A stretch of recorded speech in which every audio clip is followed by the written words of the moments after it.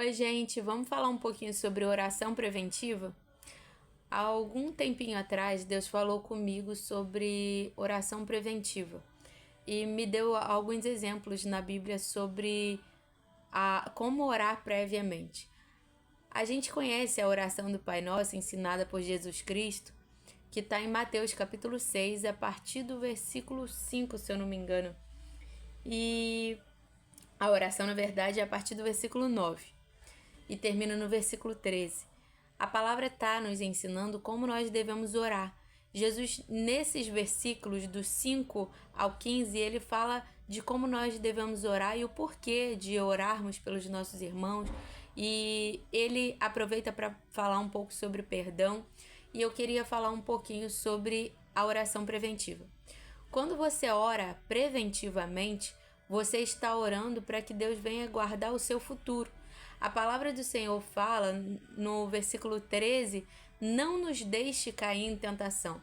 E nós podemos observar que a oração do Pai Nosso é uma oração diária, porque tem o trecho que diz: o pão nosso de cada dia dai-nos hoje. Está falando sobre uma oração que é diária, uma oração que deve ser feita diariamente para guardar o nosso futuro, guardar o nosso pé, guardar a nossa vida de pecar contra Deus. E quando a oração do Senhor fala, nos ensina ali, não nos deixe cair em tentação, o Senhor já está nos ensinando sobre guardar o nosso futuro de errar contra Ele. A palavra do Senhor em Jó capítulo 1, versículo 5 também vai dizer sobre a entrega de Jó.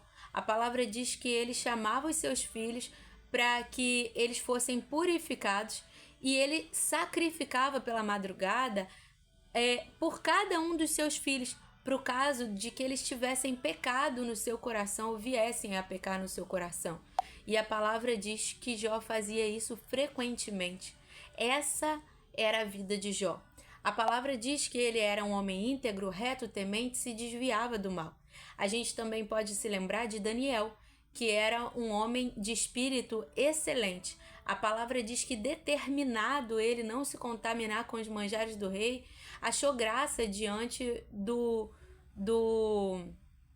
Ai, fugiu o nome. A palavra diz que o nome dele era Aspenaz. Ele era um eunuco e ele cuidava das pessoas que tinham sido recebidas, né, trazidas para a Babilônia para serem os sábios do rei. E ele decidiu não se contaminar e ele faz o que? Ele determina no seu coração não se contaminar e por conta disso ele